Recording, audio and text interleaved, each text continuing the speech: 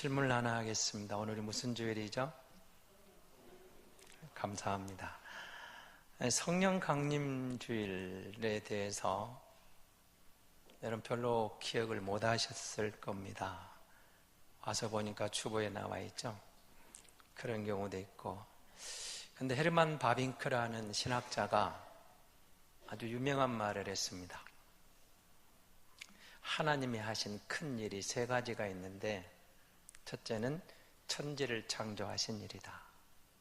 두 번째는 그의 독생자 예수 그리스도를 이 땅에 보내신 일이다. 그리고 세 번째는 성령님을 우리에게 보내신 것이다. 이렇게 말을 했어요.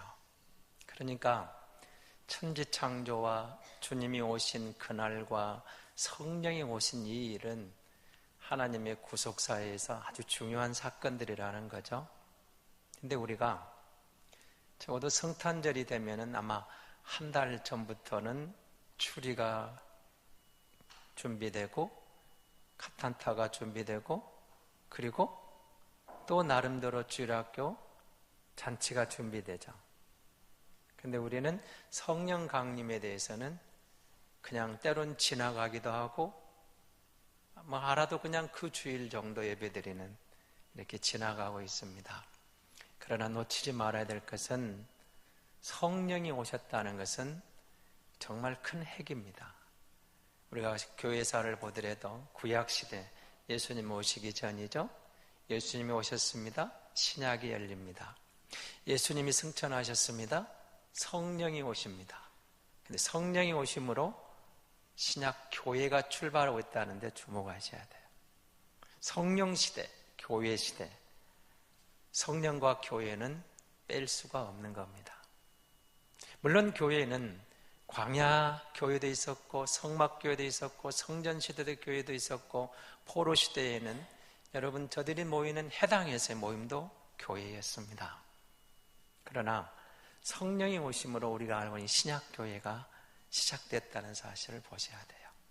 그러니까 성령이 얼마나 중요한가를 보셔야 됩니다. 여러분 로마서를 여러분 읽으시면서 로마서 그러면 교리다 그래서 딱딱하다 하는데 그렇지만도 않습니다. 4장을 보시고 5장을 보시면 우리를 불러 의롭게 하신 예수님을 이야기합니다. 그래서 우리가 아브라함의 예를 들어서 아브라함이 어떤 행위로 어떤 아브라함이 할례 받은 것 때문에 의로운 게 아니고 아브라함이 믿음으로 의롭다고 인정을 받았다. 그래서 그가 믿음의 조상이 되었다. 그러니까 우리는 누구냐? 믿음으로 구원받은, 믿음으로 의롭다고 인정된 하나님의 자녀라. 이 부분을 4장 5절에서 역사를 강조를 합니다. 그래서 예수 그리스도는 믿음으로 의롭게 된 성도는 하나님과의 관계가 회복됐다. 이 하나님과의 관계가 화목하게 됐다. 그런 다음에 이제 6장, 7장, 8장에 와서는 그런 성도가 가는 길이 성화의 길이다 이 말입니다. 성화. 그 성화의 길에서 성화의 제일 원리는 뭐냐? 말씀에 순종하는 길이다. 성화의 원리는 뭐냐? 율법의 역할이 있다. 성화의 원리는 뭐냐? 오늘 8장에 계속해서 반복되는 성령이 오셔서 성령이 역사할 때 우리가 성화를 이루어가고 영화롭게 된다. 오늘 본문 끝에 영화라는 단어가 나오죠. 그 믿음의 여정을 가서 영화롭게 되는 것이 성령의 사역이라 그렇게 강조하고 있는 겁니다. 그래서 신학자들은 로마서 8장을 성경의 핵심장이라 또는 성경의 다이아몬드장이라 그렇게 말을 합니다. 성령의 역할을 5가지나 강조하고 있어요. 성령의 역할이 우리를 성화 가운데 인도하셔서 우리를 영화롭게 한다는 겁니다.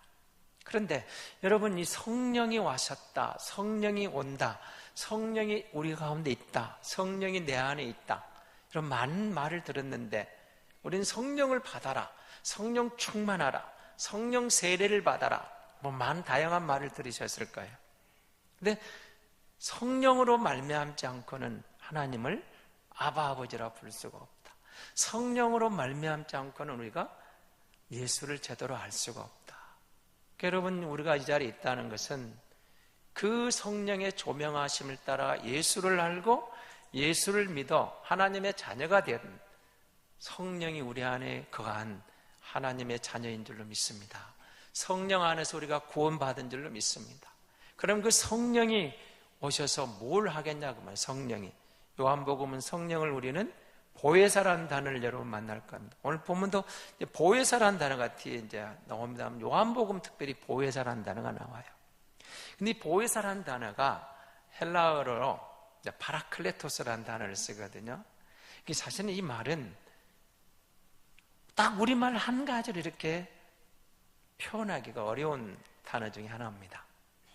그러니까 뭐 돕는 자, 이로자 또는 상담자 뭐 여러 다양한 말을 쓰고 있는데 법적 용어, 변호사 이런 변호인 이런 용어들이 등장하지만 딱 하나를 들어서 이게 파라클레토스다 그렇게 말하기는 어렵습니다. 그래서 그냥 우리 성경은 이제 보혜사로 나와 있죠. 보혜사.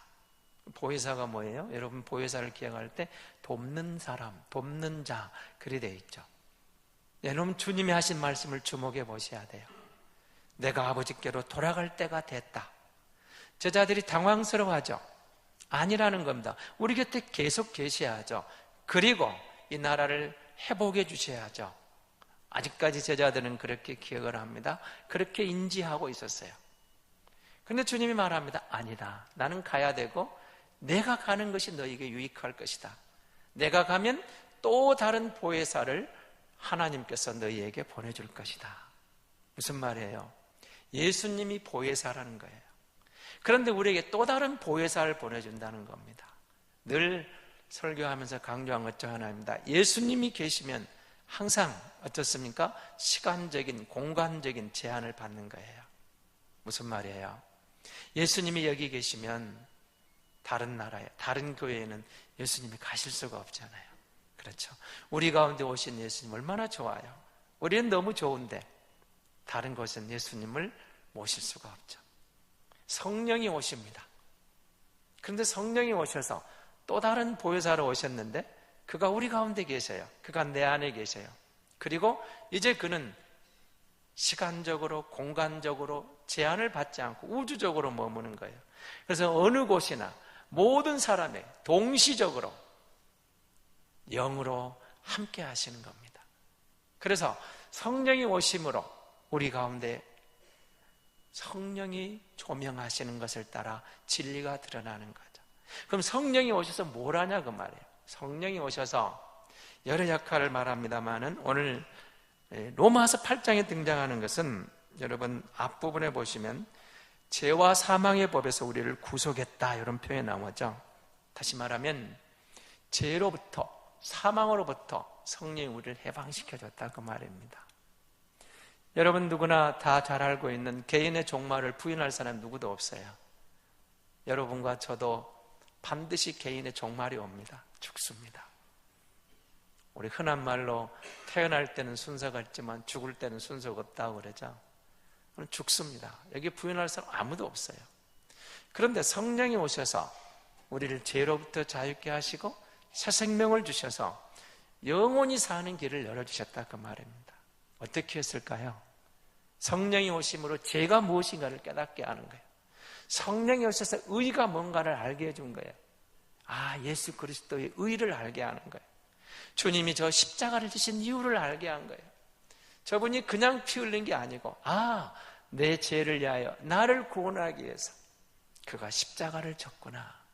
저 십자가가 나를 위한 거구나. 주님의 그 보혈이 나를 위한 거구나. 이걸 깨닫게 되는 죄에 대해서, 의에 대해서, 심판에 대해서 깨우쳐주는 거예요. 사람들은 죽음이 끝인 줄 알고 살아가는데 아니라는 거죠. 죽은 다음에는 행한 대로 하나님 앞에 심판이 있다. 하나님이 심판하는 심판대가 있다는 것을 말해주는 겁니다. 그런데 우리가 죄에서 자유함을 얻고 예수 믿고 보니까 그 안에서 모든 심판으로부터 면제받은 하나님이 주시는 죄로부터 자유를 누리고 영생의 주인공이 되었다. 성령이 오셔서 우리에게 가르쳐주는 거예요. 성령이 깨닫게 해주신 거예요.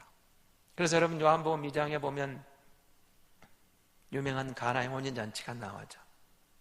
가나의 혼인잔치가 뭐예요? 예수님이 공생애를 출발하시는 첫 번째 하신 이적이에요. 왜 그분은 혼인잔치에 가서 첫 번째 이적을 물이 포도주로 변하는 이런 이적을 행했을까? 그냥 그렇게 하신 게 아니고 다 의미가 있었습니다. 여러분, 성찬을 하면 새 언약의 피를 나누면서 그 피가 뭐예요? 포도주를 마시면서 새 언약의 피로 나누죠. 예수님의 보혈입니다. 이것이 나를 위한 새 언약의 피입니다. 그래 우리가 봤죠. 물이 포도주가 돼요. 뭐가 됩니까? 예수님이 오신 것이 잔치라는 거예요. 새 언약의 시작이라는 거예요. 예수님이 오심으로 물이 포도주가 돼요. 근본적으로 변화가 일어났어요. 더 이상 물이 아니에요. 포도주로 변해버렸어요. 물과 포도주는 달라요. 달라도 질적, 근본적으로 달라요. 변해버렸어요. 예수님이 오셨습니다. 성령이 우리 안에 조명합니다. 그 의를 보니까, 그 보혈을 믿는 우리에게 놀라운 변화가 일어난 거예요. 가치관이 변하고 우리가 그 안에 드는 모든 것들이 예수님의 보혈의 공로로 내가 새 사람이 되는 거예요.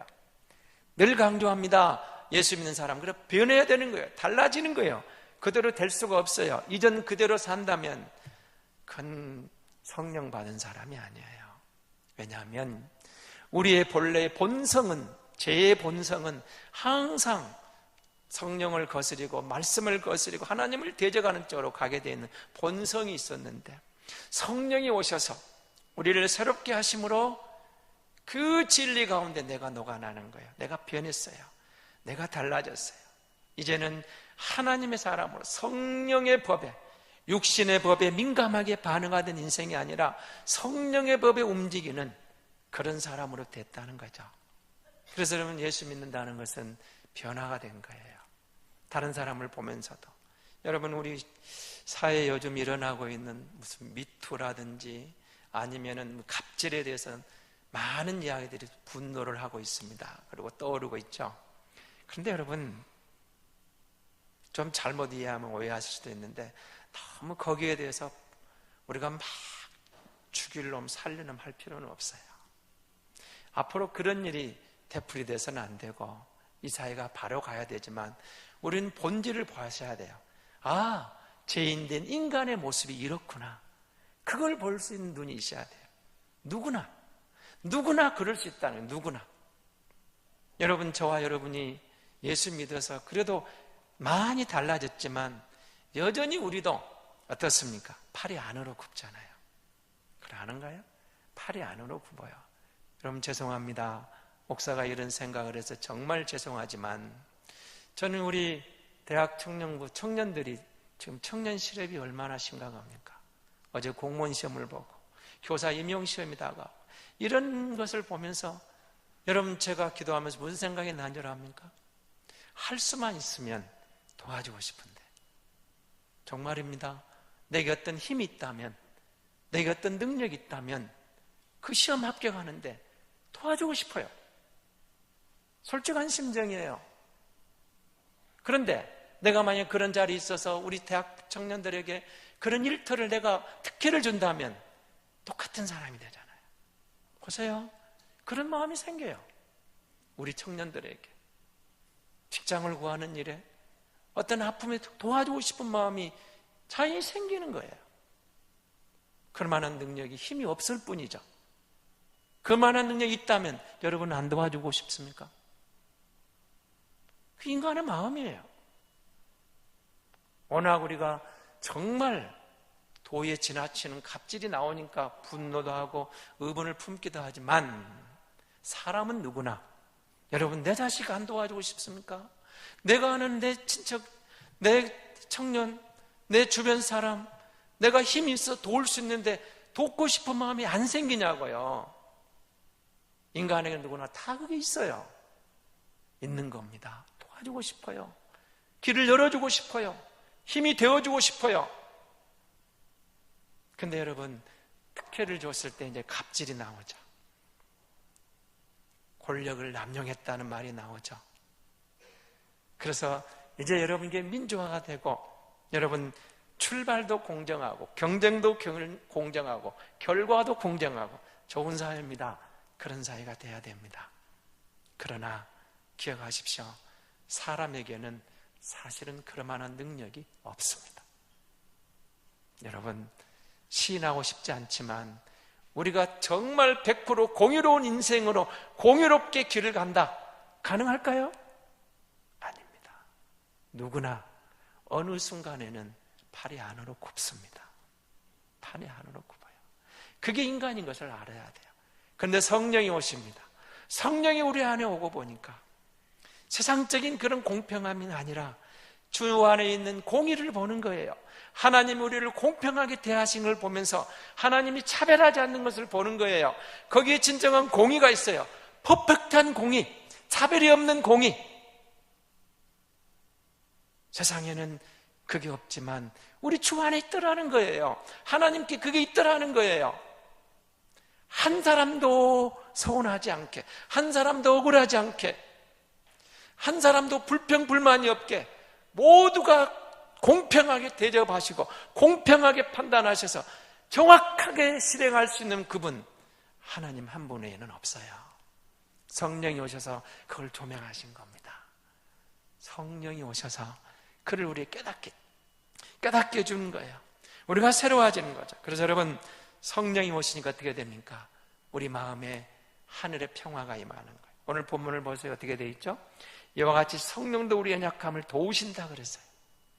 우리가 마땅히 빌바를 알지 못할 때, 기도할 바도 모르는데 성령이 도와주신다. 우리를 도와주시는, 우리 연약함을 알고 나아갈 때 하나님이 지혜를 주시고 하나님이 은혜를 주시고 하나님이 능력을 주셔서 우리를 도와주신 분으로 다가오시는 겁니다.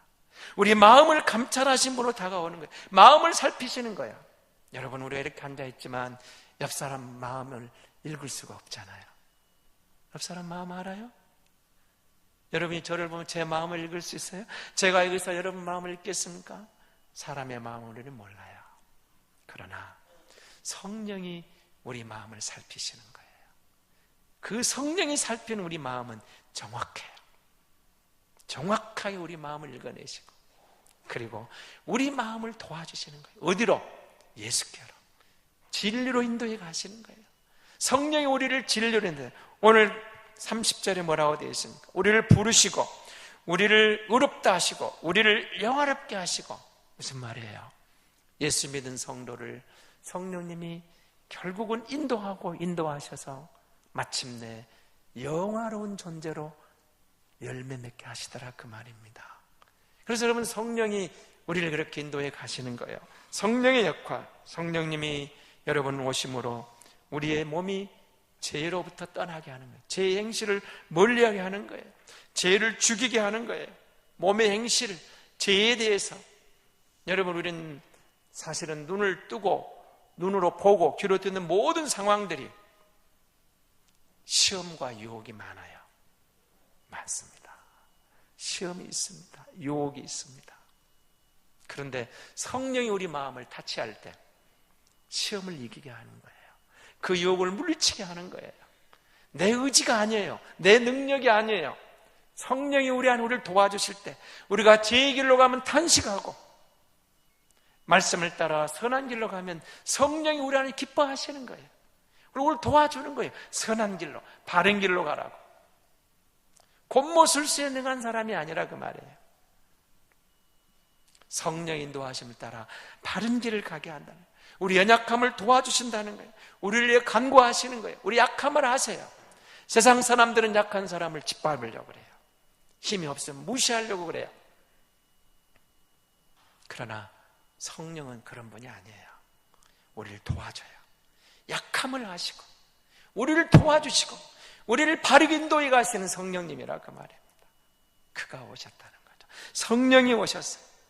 여러분, 예수 믿고 저와 여러분이 당장에 천사가 된 건 아니잖아요. 그렇죠? 교회 오면은 다 천사들만 앉아 있습니까? 그렇지 않아요. 우리가 예수 믿고 의롭게 되었는데 때로는 실수하기도 하고 넘어지기도 하고 때로는 그런 생각도 돼요. 정말 저 사람이 예수 믿는 사람인가? 여러분, 그럴 때도 있어요. 그런가 하면 어떤 사람은 야, 정말 천사 같은 신앙인도 있어요.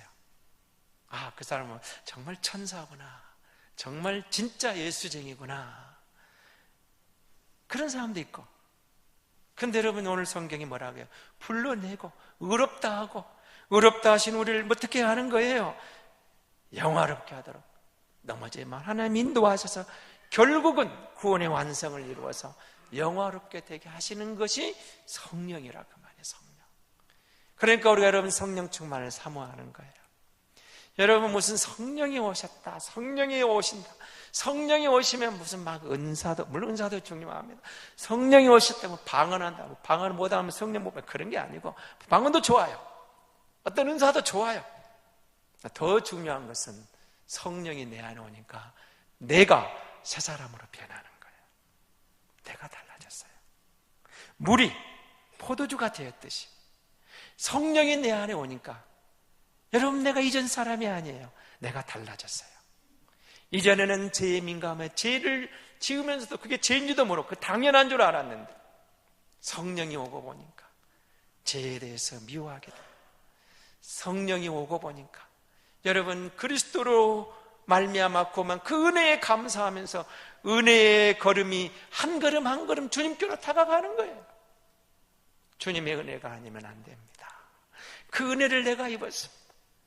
그 십자가가 남을 위한 십자가가 아니에요. 나 같은 죄인을 구속하신, 대속하신 그 사랑이 내 안에서 울려나는 거예요.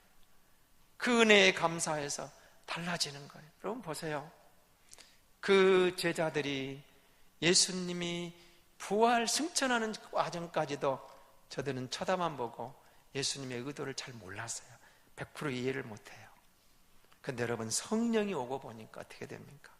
저들이 성령을 받고 죽도록 충성하고 죽기까지 순종하고, 그리고 그런 용기가, 그런 담대함이 어디서 나와요?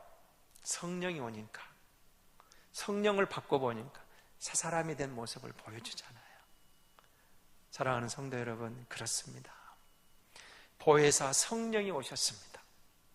하나님은 우리를 불러내셔 구원에 이르도록 이끌어 가시는데, 우리 홀로 두시면 잘 감당하지 못할까 봐 성령을 보내셔서 우리를 도와주시는 겁니다. 우리 연약함을 도와주십니다. 우리의 부족함을 도와주십니다. 우리를 위로하시러 오신 거예요. 우리를 상담하러 오신 거예요. 우리 곁에 오셔서 우리의 든든한 보호자가 되어주시려고 그가 오셨다, 그 말이죠. 성령이 오셨어요. 늘 말씀드리지만 세상은 약하다고 그렇게 도와주는 게 아니에요. 힘이 있으면 힘을 활용하고 쓰려고 목에 힘을 주죠. 성령이 오셔서 어떻게 합니까? 우리를 위로하러 오셨다니까요. 어때요? 지금 여러분이 처해 있는 그런 상황들은 힘들 때도 있죠. 일이 안 풀려요. 주저앉고 싶을 때도 있어요. 모든 것을 포기해버리고 싶을 때도 있어요. 솔직히 여러분, 지금까지 살아오면서 죽고 싶었던 순간이 없었나요? 제 친구가 그런 말을 하더라고요. 너무 힘들어서 차라리 불치병, 암에라도 걸려서 빨리 죽어버리면 좋겠다. 내가 예수 믿는 게 자살은 못하겠고,